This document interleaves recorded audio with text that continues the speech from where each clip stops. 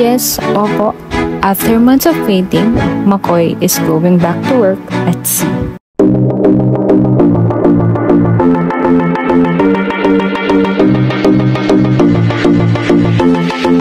Hi guys! Welcome back to our YouTube channel, and for today's vlog, papakita ko sa inyo ang mga kaganapan bago sumumpa si McCoy sa barko.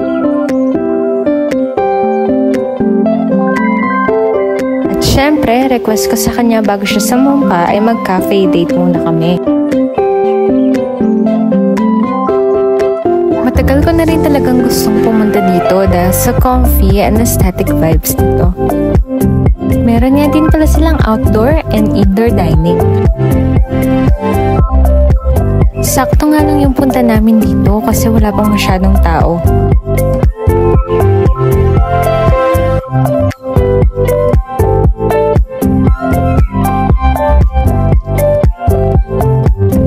Siyempre, sa mga order namin, hindi mawawala ang carbonara at tinikman rin namin tong fried ice cream nila. Para naman sa drinks namin ay strawberry cream at chocolate chip cream.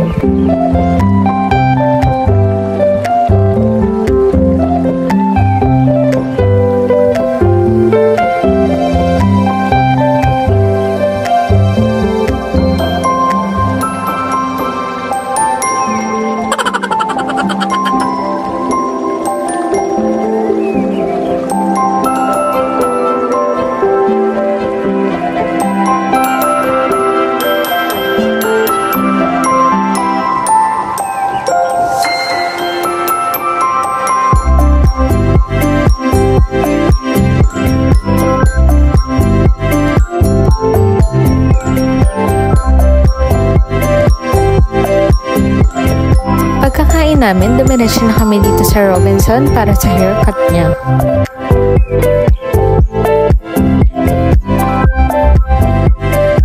Wow, bonghi yarn! The next day, 5 AM pa lang umalis na kami ng Bulacan dahil 6:30 AM ang call time nila sa office for dispatch.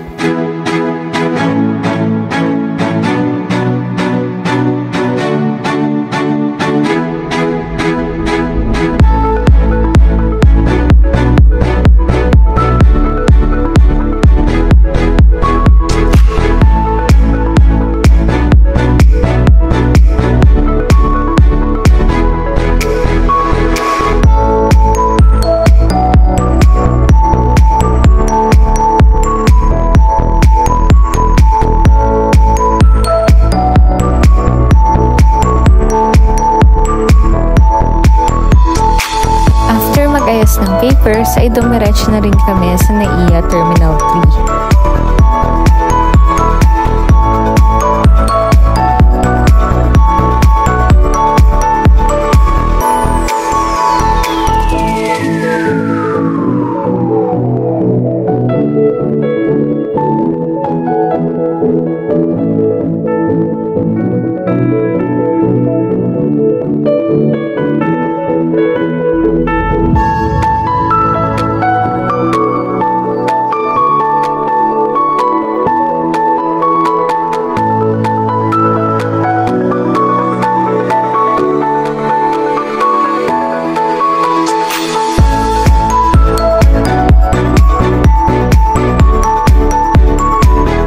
Pagdating namin sa Terminal 3 ay nag-early lunch muna kami sa Kenny Rogers, and after nun, kinuha na rin namin yung mga maleta niya sa sasakyan.